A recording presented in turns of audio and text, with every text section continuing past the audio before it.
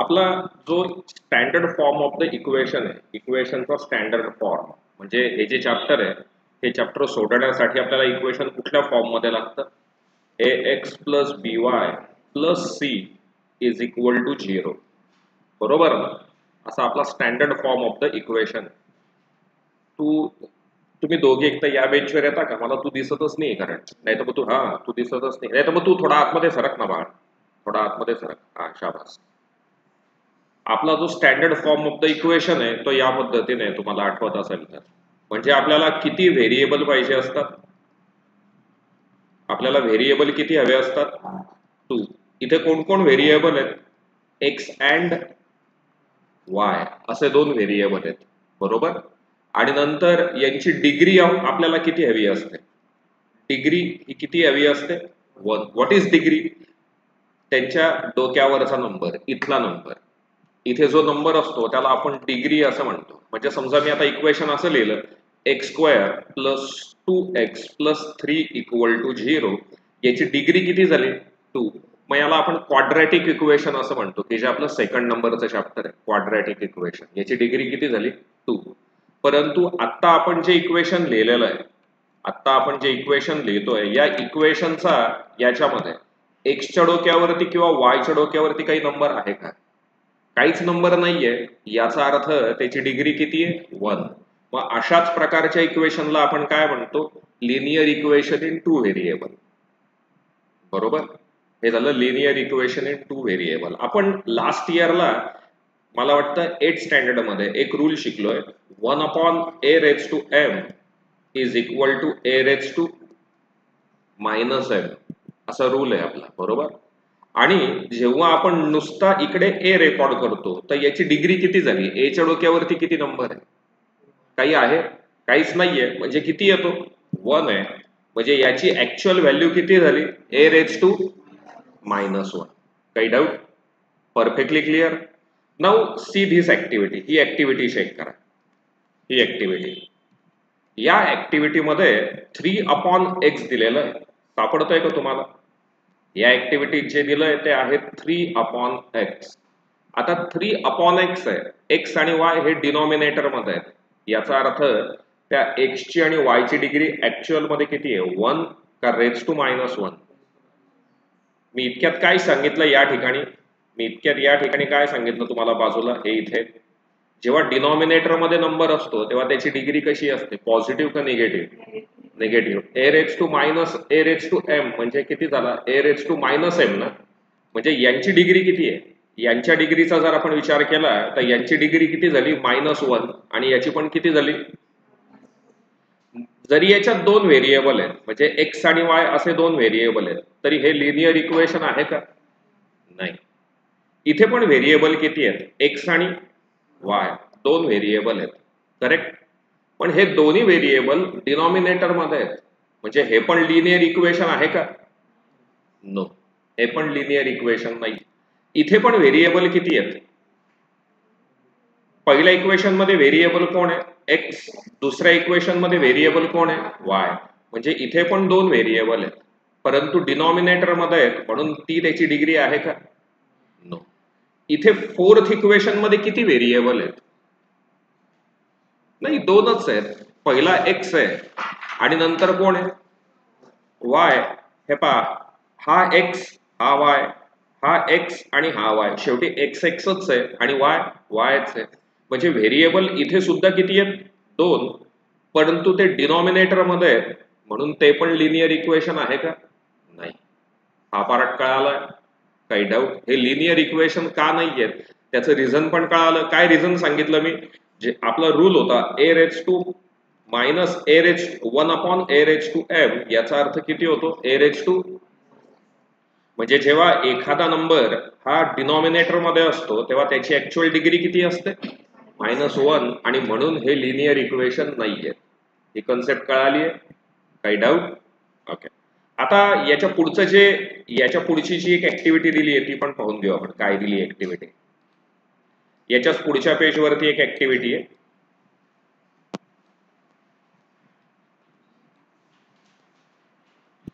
To solve the equation, fill up the boxes below suitably. सापडतंय? पहिला जो number आपल्याला दिलेला होता तो या टाइप मध्ये होता 5/x-1 आणि दुसरा नंबर होता 1/y-2. माझा क्वेश्चन आहे, मी हा पहिला नंबर असा मेन्शन केला तर चालेल का? 5 × 1/x-1. 5 × 1 किती झाला शेवटी? 5. किंवा हा याच्यातला सेकंड नंबर, याच्यातला हा नंबर चेक करा, हा वाला 3/y-2 हा असा मेन्शन केला तर चालेल का? 3 × 1/y-2. One and the same का डिफरंट? मग यांनी इकडे काय केलंय पहा, रिप्लेस. इकडे कॉमन काय दिसतंय? इकडे 1/x y/2, 1/x आणि y/2 मध्ये सपोज दॅट त्यांनी 1/x-1 ला कशाने रिप्लेस केलं? y ने, जो कॉमन नंबर आहे त्याच्याने रिप्लेस केलं. आणि इकडे सुद्धा कशाने रिप्लेस केलं? n ने, जो कॉमन नंबर आहे. कॉमन काय? त्याच्या खालचा एक्सरसाइज चेक करा, त्याच्या खालचा एक्सरसाइज मध्ये पण तुम्हाला असं वाटतं का की जो डिनॉमिनेटर आहे तो सेम आहे म्हणून? मग जे सेम असतं ना त्याला सपोज करायचं m ने की आणि n ने, किंवा तुम्ही दुसरं पण सपोज करू शकता, a पण किंवा b पण नाही. आणि मग नंतर इक्वेशन तयार करून सॉल्व्ह करायचं आहे. चला पुन्हा एकदा मी काय सांगितलं, जे अनसॉल्ड एक्झाम्पल आहेत ते चेक करा. अनसॉल्ड एक्झाम्पल, हे सगळे अनसॉल्ड एक्झाम्पल चेक करा. या अनसॉल्ड एक्झाम्पल मध्ये डिनॉमिनेटर सेम आहे असं तुम्हाला वाटतं का? हो का नाही? मग जो डिनॉमिनेटर सेम आहे, जो डिनॉमिनेटर सेम आहे तो डिनॉमिनेटर सपोज करायचा, इक्वेशन कन्व्हर्ट करायचं इन लिनियर फॉर्म आणि सॉल्व्ह करायचं. ही झाली भागवत चौथी मेथड. पहिली मेथड आपण पाहिली होती सायमल्टेनियस इक्वेशन मेथड. दुसरी मेथड आपण पाहिली होती ग्राफिकल मेथड. तिसरी मेथड आपण पाहिली क्रॅमर्स रूल. आणि ही चौथी मेथड आहे. या मेथड मध्ये काय करायचंय की जे equation linear equation in two व्हेरिएबलच्या फॉर्म मध्ये नाहीयेत त्यांना रेग्युलर फॉर्म मध्ये कन्व्हर्ट करून घ्यायचं. How to convert in regular form? जो कॉमन पार्ट आहे तो सपोज करायचा in the form of other variable, equation translate करायचं आणि मग सॉल्व्ह करायचं. इथपर्यंत ठीक आहे? आपण काय करूयात, आधी हा 1.4 सॉल्व्ह करू आणि मग नंतर ती ऍक्टिव्हिटी कंप्लीट करू, म्हणजे ऍक्च्युअल तुमच्या लक्षात कन्सेप्ट येऊन जाईल. ठीक आहे? मी यातला आधी क्वेश्चन नंबर स्टार्ट करेल 1. काय पण क्वेश्चन नंबर 1? क्वेश्चन नंबर 1 तो आहे 2/x minus 3/y equal to 15. हे पहिलं इक्वेशन आहे. आणि दुसरं इक्वेशन आहे 8/x plus 5/y equal to 77. याच्यातला समजावून घ्या मिठारी, काही नका करू. यातला कॉमन पार्ट काय काय पहा, लेट किंवा सपोज किंवा रिप्लेस पण तुम्ही म्हणू शकतात. Suppose 1/x is equal to m आणि 1/y is equal to n. जो 1/x आहे त्याला आपण m सपोज केलं आणि जो 1/y त्याला आपण काय सपोज केलं? n. बरोबर? मी इतक्यात जे सांगितलं होतं त्यानुसार ही स्टेप तुम्हाला लिहून घ्यायची गरज नाहीये, म्हणजे एक्झामला दाखवायची गरज नाहीये. तुमच्या माहितीसाठी मी ही स्टेप लिहून देतोय पुढची. हा जो इक्वेशन आहे हा असा लिहिला तर चालेल का? 2 × 1/x minus 3 × 1/y equal to 15. आणि हे equation 8 × 1/x plus 5 × 1/y equal to 77 असं इक्वेशन लिहिलं तर चालेल का? हो का नाही? हो चालेल. कसं चालेल? 2 × 1 2 झाले, 3 × 1 3 झाले, 8 × 1 8 आहेत आणि 5 × 1 5 आहेत. करेक्ट? आपण काय केलंय, याला आणि याला सपोज केलंय. मग मी आता त्याला तिथे रिप्लेस करतो. म्हणजे आता हे पहिलं इक्वेशन काय तयार होईल? 2m minus 3n equal to 15. हे झालं पहिलं इक्वेशन. आणि दुसरं इक्वेशन तयार होईल 8m plus 5n equal to 77. हे झालं दुसरं इक्वेशन. ही कन्सेप्ट कळाली का? नक्की?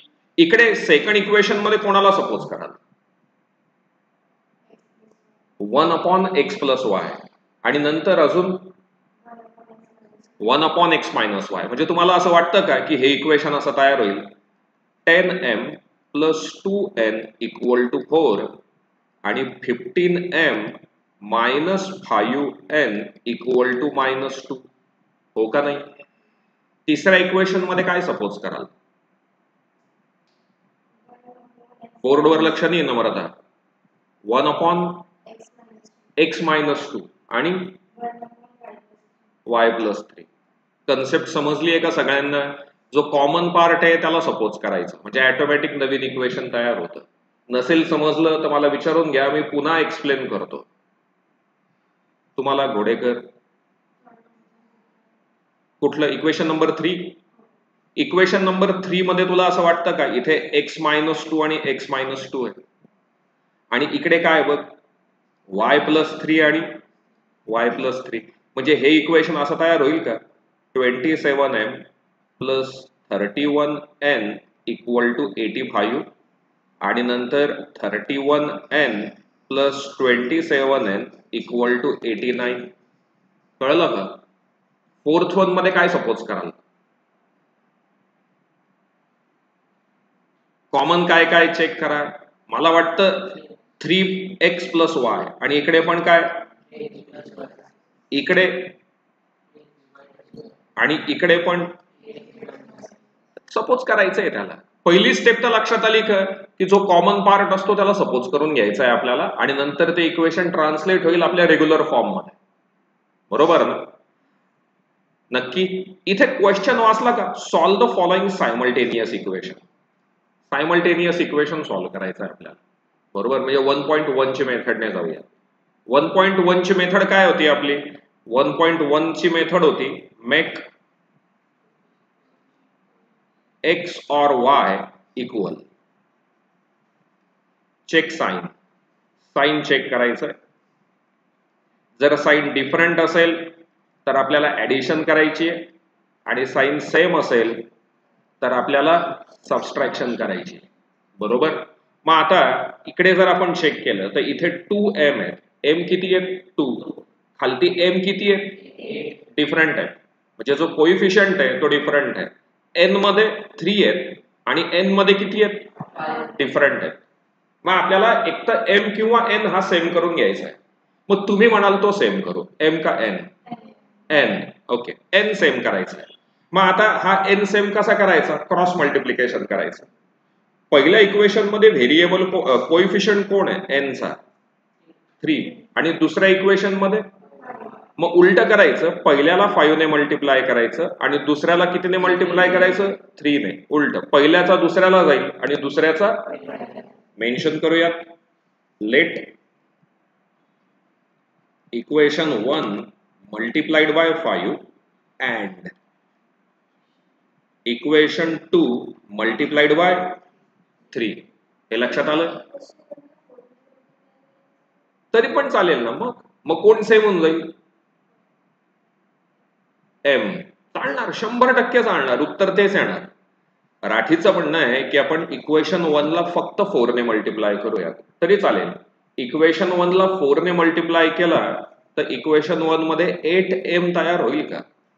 पहिला मग वरती 8m आणि खालती पण तरी पण चालेल, काहीच हरकत नाही. तुम्ही कोणालाही सेम करू शकतात, हे लक्षात घ्या. आन्सर तेच येणार आहे. आन्सर तेच येणार आहे. आपण आता n सेम करतोय. मग आता पहिल्या इक्वेशनला 5 ने मल्टिप्लाय केलं, याला 5 ने, प्रत्येकाला 5 ने, बरं का? प्रत्येक टर्मला कितीने मल्टिप्लाय करायचं? 5 ने. पहिल्या टर्मला 5 ने मल्टिप्लाय केलं 10m - 15n is equal to, हे झालं थर्ड इक्वेशन. आता याला 3 ने, प्रत्येकाला 3 ने, 24m + 15n is equal to 77 into 3 करा, किती? 77 इंटू 3, 77 मल्टिप्लाइड बाय 3, 231. हे झालं फोर्थ इक्वेशन. काही डाऊट असेल तर विचाराल. नक्की नाही. आता आपण कोण सेम केला, एम का एन? एन.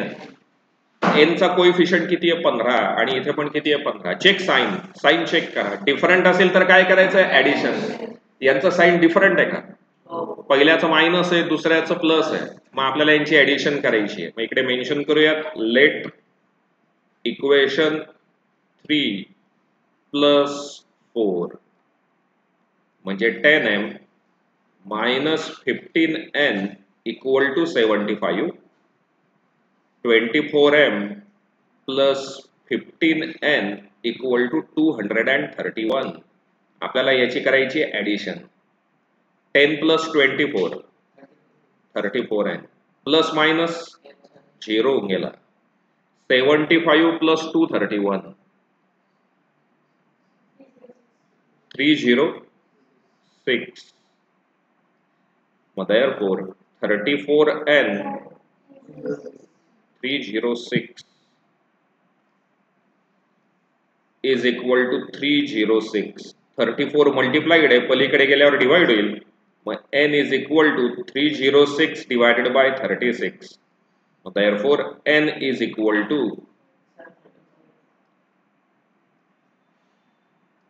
किती येईल आन्सर? 306 ला 34 ने डिवाइड करा.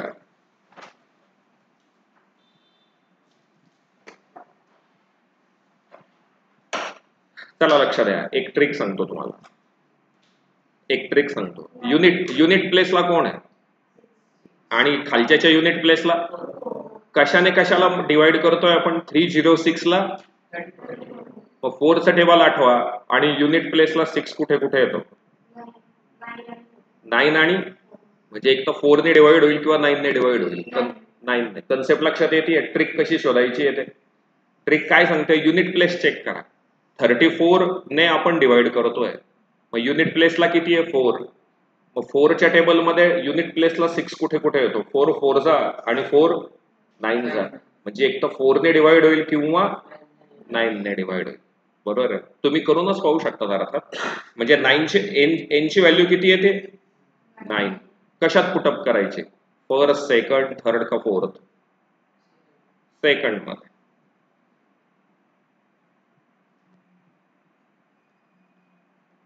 Put n equal to 9 in equation 2. At m plus 5n equal to 77. At m plus 5 into 9 equal to 77. बरोबर ना? Therefore, at m plus 9 5 45.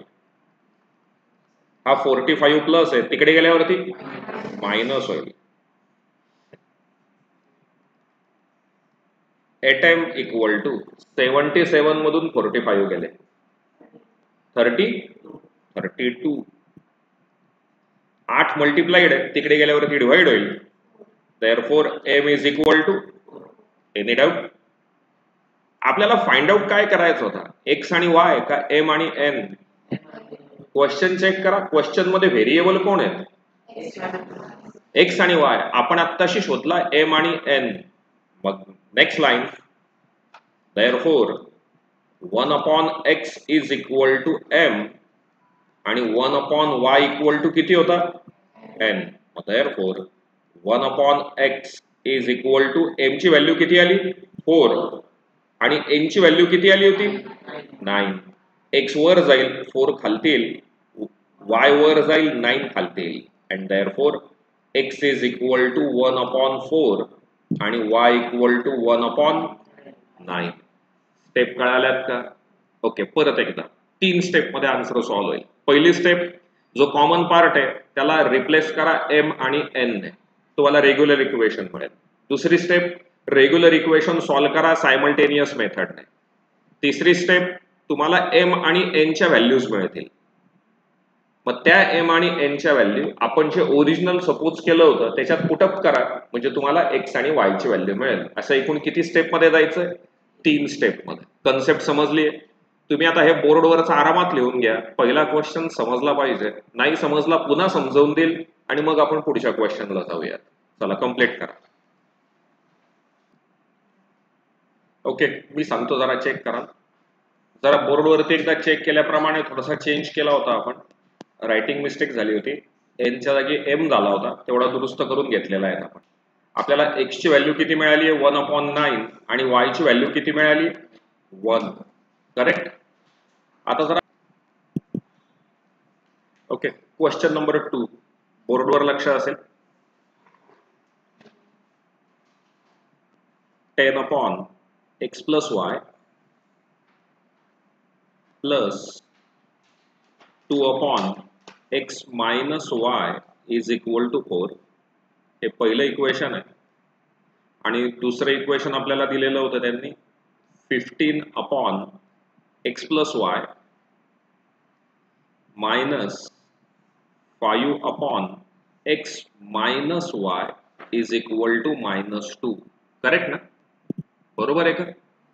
पहिली स्टेप आपल्याला सपोज करून घ्यावा लागेल काहीतरी, किंवा रिप्लेस म्हणावं लागेल. Replace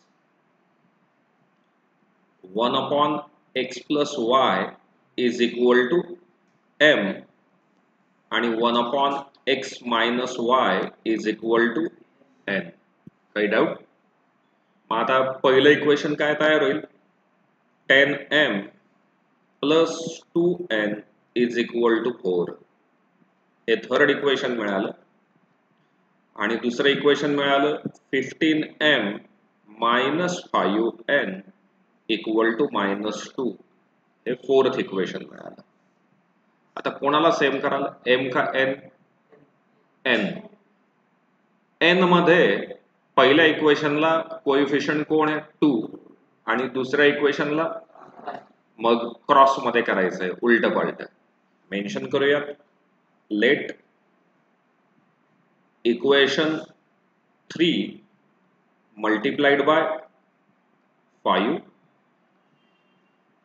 late equation 4 multiplied by 2. बरं, मी to save the space horizontal लिहितोय. तुम्ही असं प्रॉपर 1 बाय 1 लिहा बरं का, एका खालोखाल एक. मी माझी स्पेस वाचवण्यासाठी असं हॉरिझॉन्टल लिहितोय, तुम्ही प्रॉपर लिहा बरं का 1 बाय 1. मग आता तिसरं इक्वेशन काय तयार होईल 50m + 10n is equal to 20. आणि इकडचं इक्वेशन काय तयार होईल 30m - इज इक्वल टू -4. आता पुढची स्टेप होती चेक साइन. याचं साइन आणि याचं साइन डिफरंट आहे, म्हणजे आपल्याला यांची काय करायची ऍडिशन. मेन्शन करूया. लेट इक्वेशन 5 + 6 मग 50m + 10n is equal to 20 आणि 30m - 10n is equal to -4. यांची ऍडिशन करायची. 50 + 30 80m + 0 20 - 4 + 16. मोठी संख्या 20 आहे, त्याचा साइन प्लस आहे. मग therefore 80m is equal to 16. Therefore m equal to 16/80 is equal to 1/5. बरोबर. आता हे आलेलं आन्सर कशात टाकाल, थर्ड मध्ये, फोर्थ मध्ये, फिफ्थ मध्ये का सिक्स्थ मध्ये? थर्ड मध्ये. का थर्ड मध्ये? हा नाही, पण मग तू थर्डच का सिलेक्ट केलं? तू फोर्थ, फिफ्थ, सिक्स्थ का नाही सिलेक्ट केलं? 5 ला 10 ने डिवाइड होईल, पण ऍक्च्युअल 5 ने सगळ्यांनाच डिवाइड होणार आहे, पण त्यातल्या व्हॅल्यू छोट्या आहेत बाकीच्यांपेक्षा, म्हणून मी पण तेच सिलेक्ट करेल. Put m equal to 1/5 in equation 3. बरोबर ना? इक्वेशन 3 काय चित्राक्ष बघ 10m + 2n equal to 4.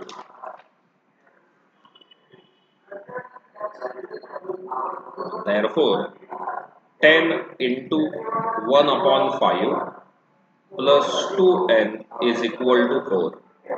5 1 जा 5, 5 2 जा 10.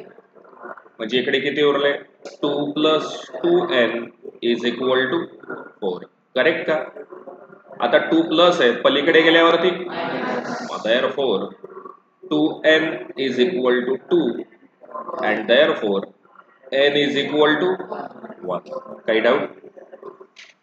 इथपर्यंत परफेक्ट आहे का? बरं, आपलं आन्सर करेक्ट आहे का रॉंग आहे हे कशात तरी पुटअप करून पहा, म्हणजे LHS is equal to RHS मिळतं का पाहूया. व्हेरिफिकेशन कसं कराल? बोर्डवर लक्ष असेल. आपण काय करूया, या व्हॅल्यू आहेत ना याच्यामध्ये पुटअप करू. याच्यामध्ये हे परीक्षेला करायची गरज नाहीये, हे आपण आपल्यासाठी करतोय. 30 इंटू एम ची व्हॅल्यू किती आली? 1 अपॉन 5. एन ची व्हॅल्यू किती आली? 1. 5 1 जा 5, 5 6 जा 30 मायनस 10. आन्सर किती आलं? म्हणजे आपलं व्हॅल्यू करेक्ट आहे. लक्षात आलं का? हे काय करायचं? व्हेरिफिकेशन करून पाहायचं प्रत्येक वेळी. लक्षात ठेवा, LHS is equal to RHS मिळालं तर याचा अर्थ आपला आन्सर करेक्ट होतं. नक्की ना? काही डाऊट? ओके. मग आता याच्यावरून काय सिद्ध झालं? याच्यावरून असं आपल्या लक्षात आलं, therefore 1 upon x plus y is equal to m होता. बरोबर ना? आणि 1 upon x minus y is equal to काय आलेला होता? m. Correct? therefore 1 upon x plus y, m ची व्हॅल्यू किती आली? 1 upon 5. आणि 1 upon x minus y, n ची व्हॅल्यू किती आली? करेक्ट. तो 1 upon 1 लिहिला तरी चालेल का? कुठल्याही संख्येच्या डिनॉमिनेटर मध्ये किती असतो? 1च असतो. करेक्ट आहे की नाही? बरं, मग पुढे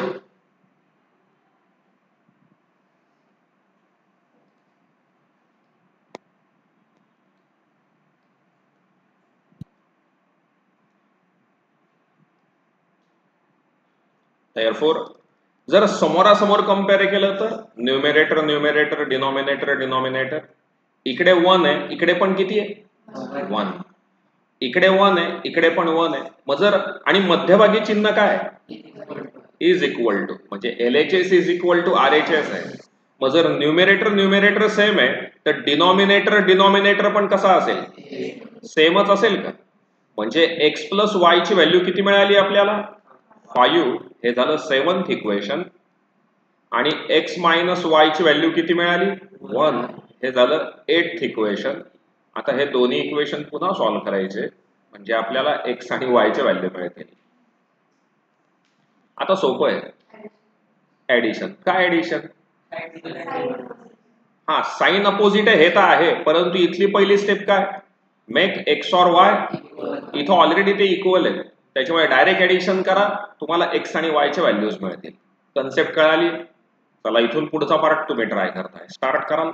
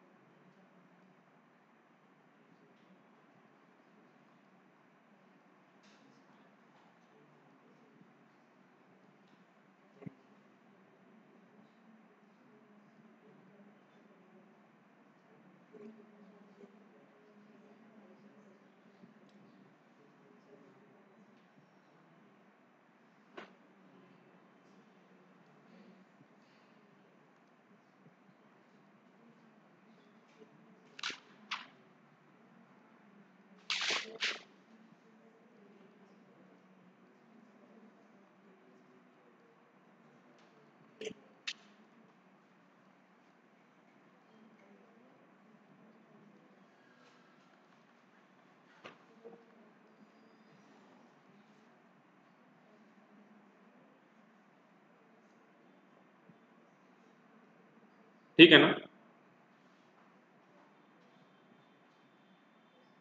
अशाच व्हॅल्यू आहेत ना रे?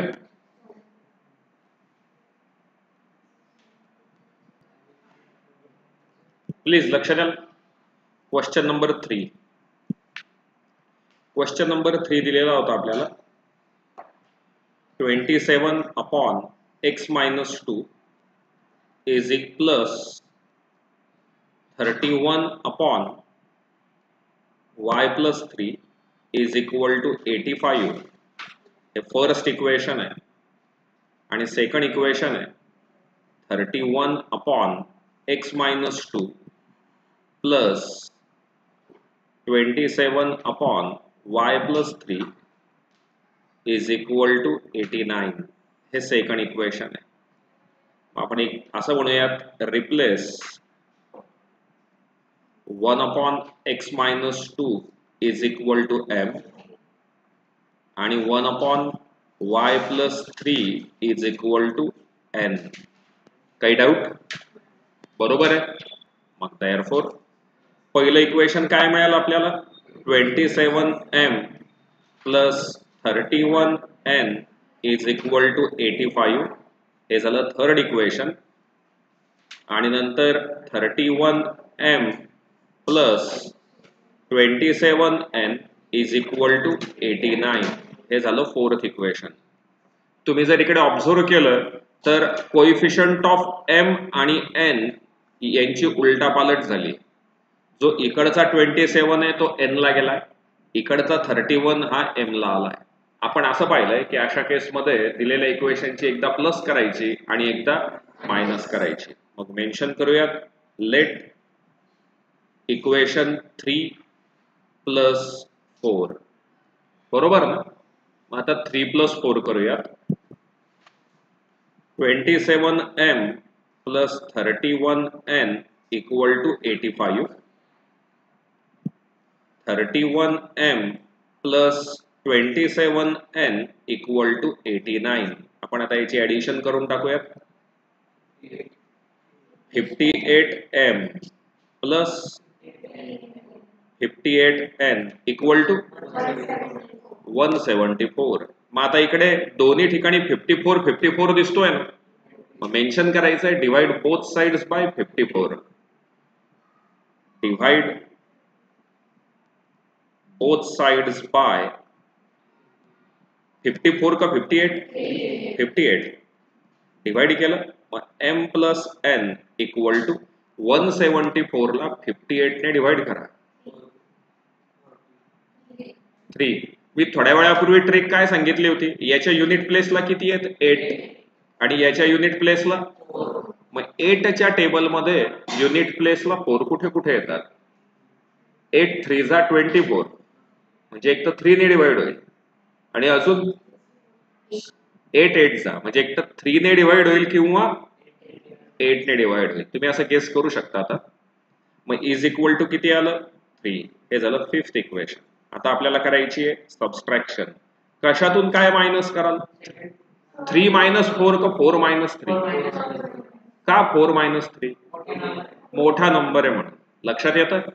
मेन्शन करूयात लेट इक्वेशन 4 मायनस 3. इक्वेशन 4 काय आलेलं आहे?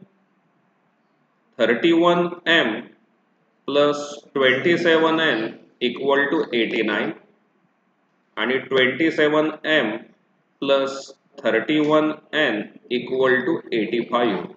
याची सबस्ट्रॅक्शन करायची. Minus minus minus 4m minus 4n. Minus का आला? कोण सांगेल? मोठा नंबर कोण आहे? 31. त्याचं साइन काय झालंय? 31 चा आता मायनस झालंय. Is equal to 4. मेन्शन करूयात divide both sides by 4. Divide both sides by 4 म्हणजे आता इक्वेशन आलं आपलं m minus n is equal to 1. हे झालं सिक्स्थ इक्वेशन. आता हे दोन्ही इक्वेशन चेक करा, फिफ्थ आणि सिक्स्थ. कोएफिशिएंट सेम आहेत. नुसता m आहे, नुसता m आहे, नुसता n आहे, नुसता n आहे, पण साइन डिफरंट आहे ना? दोघांची ऍडिशन करून टाकूयात.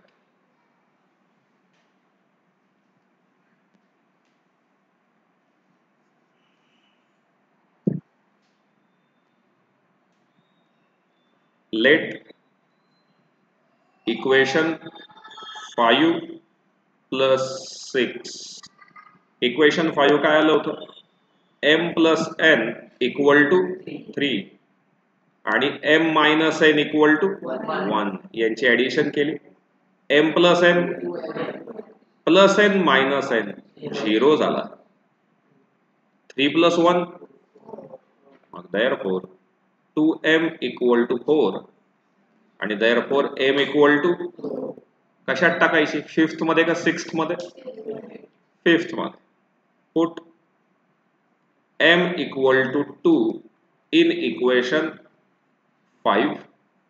What is equation 5? Is equal to 3. Therefore 2 plus n equal to 3 and therefore n is equal to 1 ना 2 plus n तिकडे गेल्यावरती मायनस होईल म्हणजे n ची व्हॅल्यू किती मिळेल 1 इथपर्यंत करेक्ट आहे therefore m equal to 2 आणि n equal to 1. But what is m? 1 upon x plus 2. आणि what is n? 1 upon y plus 3. मग therefore m ची व्हॅल्यू किती आहे x upon 2 ना m ची व्हॅल्यू x upon 2 आहे ना आणि n ची व्हॅल्यू y plus 3 ना is equal to 1. करेक्ट हा डिवाइड आहे हा पार्ट डिवाइड आहे तिकडे गेल्यावरती काय मल्टिप्लाइड हा डिवाइड आहे तिकडे गेल्यावरती मल्टिप्लाइड होईल करेक्ट आहे का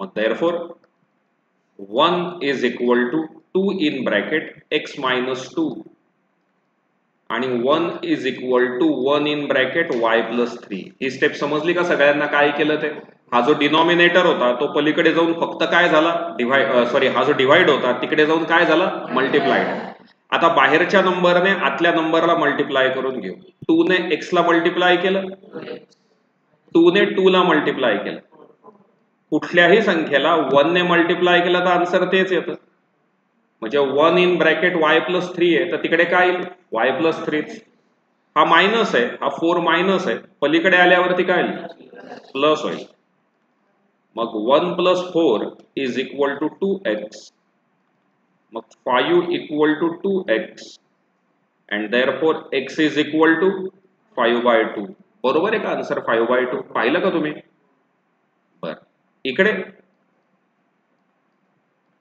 हा प्लस 3 आहे तिकडे गेल्यावरती मग 1 minus 3 equal to y and therefore y equal to किती येईल -2 का -2 येईल मोठ्या नंबरचा साइन आहे y equal to -2 and therefore x is equal to 5/2 आणि y equal to -2 concept clear आहे का नक्की 100% चला सुरुवात करा लिहून घ्या ज्यांचं राहिलंय त्यांनी आणि बाकीच्यांनी कन्सेप्ट क्लिअर असेल तर आपलं सोडवायला सुरुवात करायची काही घाबरायचं नाही उत्तर 100% येईल आपण काय करतो m आणि n ला त्याला रिप्लेस करतो मग नंतर डिनॉमिनेटर डिफरंट असेल तर आधी काय करून घेतो डिनॉमिनेटर सेम करतो आणि मग सॉल्व्ह करतो बरोबर ना चला फोर्थ इक्वेशन ट्राय करा काय फार फार तर चुकेल चुकू द्या चुकलं तर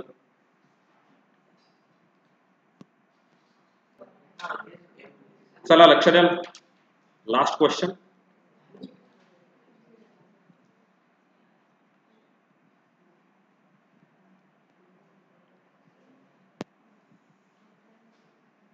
जरा इंक चेंज करूयात काळा काळा पाहून कंटाळा आला लक्ष द्या इक्वेशन असं आहे 1/3x plus y plus 1/3x minus y is equal to 3/4 बरोबर आणि आपल्याला सेकंड इक्वेशन दिलंय 1/2 in bracket 3x plus y minus 1/2 in bracket 3x minus y is equal to -1/8 बरोबर ना मग आता आपण काय करूयात, suppose 1/3x + y is equal to m आणि 1/3x - y is equal to n आपण त्याला सपोज करून घेतलंय. मग आता पहिलं इक्वेशन काय तयार होईल, पहिलं इक्वेशन तयार होईल m + n is equal to 3/4 correct. आणि सेकंड इक्वेशन तयार होईल 1/2m. हो का नाही, नाही असं नाही तयार होणार, असं अजिबात नाही तयार होणार. तुम्हाला असं वाटतं का, तुम्हाला असं वाटतं का हे असं लिहिता येईल म्हणून? जरा लक्ष द्याल. 1/2 multiplied by 1/3x - y minus 1/2 into 1/3x - y is equal to -1/8. ही स्टेप समजली का? मी डिनॉमिनेटर सेपरेट करून घेतलाय. पहिल्याच्या डिनॉमिनेटर मध्ये कोण कोण आहेत, 2 पण आहे आणि 3x + y पण आहे, बरोबर ना. आणि दुसऱ्याच्या डिनॉमिनेटर मध्ये कोण कोण आहेत, 2 पण आहेत आणि 3x - y पण आहेत. मग डिनॉमिनेटर मी फक्त सेपरेट केला, डिनॉमिनेटर सेपरेट केला. ही स्टेप समजली का पुन्हा सांगू? ज्यांना समजली नाही त्यांच्यासाठी मी हा 1/12 असा लिहिला तर चालेल का? 12 4 त्रिक 12 असं लिहिलं तर चालेल का? हो का नाही. मग मी याला सेपरेट करतो आता. 1/4 मल्टिप्लाइड बाय 1/3. 1 1 जा 1, 4 3 जा 12. डिनॉमिनेटर आपल्याला सेपरेट करता येतो. कधी सेपरेट करता येतो इझिली, जर ते मल्टिप्लिकेशन असेल तर. जर मल्टिप्लिकेशन असेल ना तर आपल्याला डिनॉमिनेटर हा इझिली सेपरेट करता येतो, हे लक्षात ठेवाल. मग आता डिनॉमिनेटर मध्ये मल्टिप्लिकेशनचा साइन आहे म्हणून आपण तो इझिली सेपरेट केला आहे. ही स्टेप समजली आहे का? चला पुन्हा एकदा. मग हे इक्वेशन काय राहील, m + n इक्वल टू 3/4 आणि हे इक्वेशन काय येईल 1/2m 1/2n इक्वल टू -1/8. ही स्टेप समजली का? आपण काय केलं, आपण या ठिकाणी ही जी व्हॅल्यू होती याला सपोज केलेलं आहे. आपण याला कशाने सपोज केलं, m ने, आणि याला कशाने सपोज केलं, n ने. मग याच्याऐवजी m रिप्लेस केला आणि याच्याऐवजी n रिप्लेस केला. बोला, डाऊट? परफेक्टली क्लिअर आहे नक्की? बरं, पुढची स्टेप. आता आपल्याला काय करायचंय, डिनॉमिनेटर सेम करायचा आहे. याच्या डिनॉमिनेटर मध्ये किती आहेत, 4. म्हणजे पहिल्या इक्वेशनला कितीने मल्टिप्लाय केलं की डिनॉमिनेटर सेम होईल, 4 ने. मग मी याला 4 ने मल्टिप्लाय करतो, याला पण 4 ने. म्हणजे आपल्याला आन्सर मिळेल 4m + 4n equal to 3. He concept कळाली का? आता या सेकंड इक्वेशन मध्ये सगळ्यात मोठा नंबर कोण आहे, 8. डिनॉमिनेटर सेम करायचा झाला तर या पहिल्याला कितीने मल्टिप्लाय करावं लागेल, 4 ने, आणि दुसऱ्याला पण. म्हणून आन्सर आलं 4m - 4n equal to -1. He step कळाली का डोक्यावरून गेली? डोक्यावरून गेली असेल तसं सांगा. हे मी पुन्हा लिहून देतो ही स्टेप तुमच्या माहितीसाठी. आपल्याला डिनॉमिनेटर सेम करायचा आहे, म्हणजे असं लिहू शकेल का मी, 2 × 4. खालती 4 तर वरती पण किती, 4. खालती 4 तर वरती पण 4. इथे तर हा सेम आहे, म्हणजे हा किती झाला, 4m/8 - 4n/8 is equal to -1/8. Denominator same आला ना, उडवून टाकला, म्हणून काय उरलं, 4m - 4n equal to -1. Concept कळाली आहे का? डाऊट असेल तर मला विचारा पुन्हा. परफेक्टली नाही जायचंय पुढे? ओके, बरं. आता हे इक्वेशन आपल्याला सॉल्व्ह करता येतील. काय इक्वेशन आलं, 4m + 4n इक्वल टू 3. आणि पुढचं इक्वेशन काय आलं, 4m - 4n इक्वल टू -1. कसं कराल मग आता? ऍडिशन 4 + 4 8m 3 minus 1 नाही प्लस 2 मोठी संख्या 3 आहे ना 8 मल्टिप्लाइड पलीकडे गेल्यावरती m equal to 2 upon 8 is equal to 1 upon 4 doubt काही माऊली तुम्ही कसं केलं थोडं वेगळं म्हणजे पाहू म्हणजे तुम्ही डायरेक्ट सॉल्व्ह केला का पाहू कसं केलं डायरेक्ट सॉल्व्ह म्हणजे डिनॉमिनेटर तसाच ठेवून सॉल्व्ह केला का ठीक आहे हा ठीक आहे शेवटी ते वन अँड सेमच येईल ठीक आहे ना चालेल तसंही चालणार आहे डायरेक्ट सॉल्व्ह केलं त्यांनी तसं पण चालणार आहे शेवटी कसंही खा थोडक्यात तुमच्या कन्सेप्ट क्लिअर आहे बरोबर ना कन्सेप्ट क्लिअर आहे त्यांनी कसं सॉल्व्ह केलं ते सांगा त्यांनी कसं सॉल्व्ह केलं त्यांची पद्धत सांगतो त्यांनी ही स्टेप जशीच्या तशी यूज केली इथूनच यूज केलं हे जे आहे ना हे इथूनच यूज केलं त्यांनी हे इथूनच इथे जर आपण चेक केलं तर काय झालं m plus n is equal to 3 upon 4 आणि दुसरं इक्वेशन काय मिळालं होतं आपल्याला 1 अपॉन तर तो घेतलाच नाही तुम्ही m अपॉन 2 ओके तसं पण चालेल m upon 2 minus n upon 2 is equal to minus 1 upon 8 त्यांनी हेच इक्वेशन सॉल्व्ह केले आणि आन्सर आला फक्त काय होतं फ्रॅक्शन मध्ये असलं ना की डोकं गरगरायला लागतं म्हणून मी त्याला सिम्प्लिफाय करून घेतलं थोडक्यात महत्वाचं त्यांनी सॉल्व्ह केलेलं पण करेक्ट आहे मी करतो ते पण करेक्ट आहे फायनल सारांश कसं पण जा तुमचं उत्तर तेच यायला पाहिजे उत्तर कधीही चेंज होत नाही राहील ना लक्षात चला आपण पुन्हा एक्झाम्पल हे समजून घेऊयात पहिल्यापासून पुन्हा घेऊयात हे एक्झाम्पल पहिल्यापासून पुन्हा घेऊ हे सगळंच पुसतो मी आणि मग तुमचे डाऊट्स काय असतील तर मला सांगा तुम्ही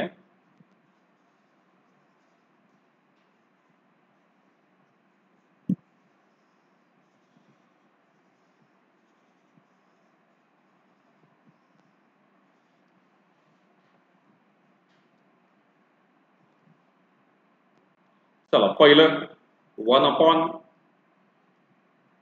3x plus y plus 1 upon 3x minus y equal to 3 upon 4 आणि दुसरं equation 1 upon 2 in bracket 3x plus y minus 1 upon 2 in bracket 3x minus y is equal to minus 1 upon 8 let 1 upon 3x plus y equal to m आणि 1 upon 3x minus y equal to n correct मग पहिलं equation काय तयार होईल m plus n equal to 3 upon 4 he step कळाली का do the cross multiplication आणि मग आपल्याला इक्वेशन मिळेल 4m plus 4n is equal to 3 हे मिळालं आपल्याला थर्ड इक्वेशन काही डाऊट चित्राक्ष समजतंय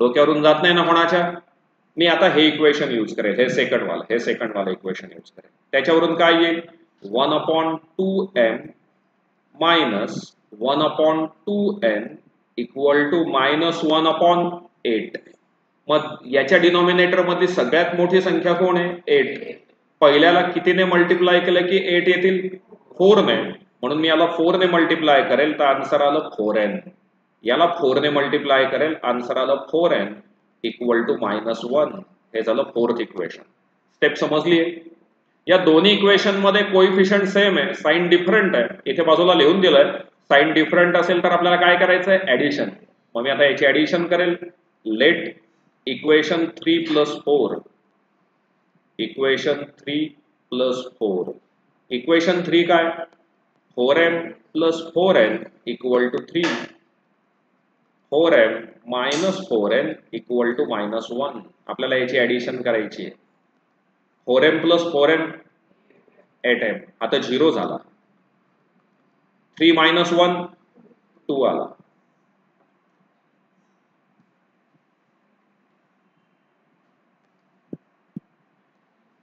therefore 8m is equal to 2 and therefore m is equal to 2 upon 8 is equal to 1 upon 4 कशात टाकाल थर्ड मध्ये का फोर्थ मध्ये थर्ड मध्ये put m equal to 1/4 in equation 3.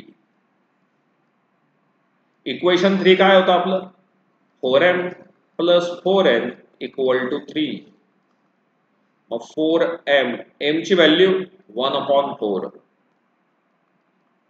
हा 4 कट, हा 4 कट, म्हणजे 1 plus 4n equal to 3.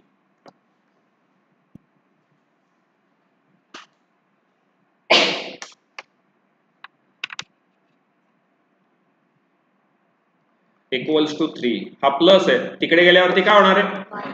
Minus होणार आहे. मग therefore 4n is equal to 3 minus 1. 4n equal to 2. 4 multiplied आहे, पलीकडे गेल्यावरती divide. n equal to 2/4 is equal to 1/2. therefore m equal to 1/4 आणि n equal to 1/2. जरा या स्टेपकडे नीट लक्ष असणं गरजेचं आहे. इथे थोडं आता डिफरंट होणार आहे, इथे थोडं डिफरंट होणार आहे, महत्वाचा पार्ट आहे इथे.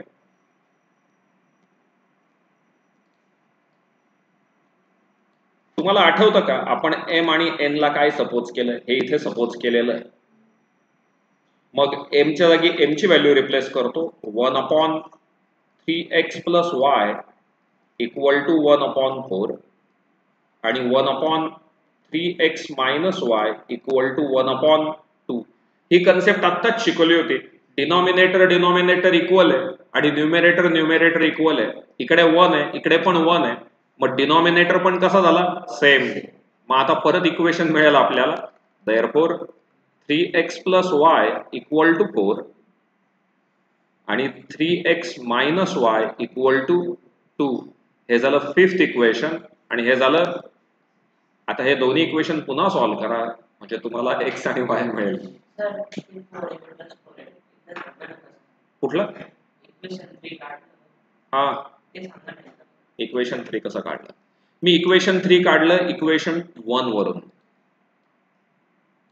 हे इक्वेशन 1 चेक कर. इक्वेशन 1 हा जो पहिला पार्ट आहे हा, याला कशाने रिप्लेस केलं? m ने. हा जो दुसरा पार्ट आहे त्याला कशाने रिप्लेस केलं? n ने. आणि हा नंबर जसाच्या तसा. आता हा जो m आहे त्याच्या डिनॉमिनेटर मध्ये काहीच नाहीये, याच्या डिनॉमिनेटर मध्ये काहीच नाही, म्हणजे डिनॉमिनेटर मध्ये किती आहे? 1. याच्या डिनॉमिनेटर मध्ये किती आहे? 4. मग पहिल्याच्या डिनॉमिनेटर मध्ये जर 4 आणायचा असेल तर मल्टिप्लाय कितीने करावं लागेल? म्हणून आन्सर आलं 4m plus 4n is equal to 3. Concept समजली? इथून पुढचा पार्ट तुम्हाला होमवर्कला असेल. बरं, आजचा हा जो एक्सरसाइज होता हा थोडा टफेस्ट आहे. इनमीन 4 प्रॉब्लेम आहेत, पण थोडे एरोप्लेन मोडला आहे. एरोप्लेन मोड म्हणजे डोक्यावरून जाणार आहेत, त्याच्यामुळे आज घरी जाऊन हे 4ही प्रॉब्लेम पुन्हा सोडवणं गरजेचं आहे. इफ सपोज तुम्हाला असं वाटलं नेक्स्ट लेक्चरला की सर हे पुन्हा शिकवा, तर मी पुन्हा शिकवेल, पण तुमच्याकडनं रिप्लाय आला पाहिजे की सर पुन्हा शिकवा. बरोबर ना? नाहीतर मग मला काहीच कळणार नाही की तुम्हाला आलेलं आहे का नाही का काय. त्याच्यामुळे प्लीज सोडवा घरी जाऊन. चला करा कंप्लीट.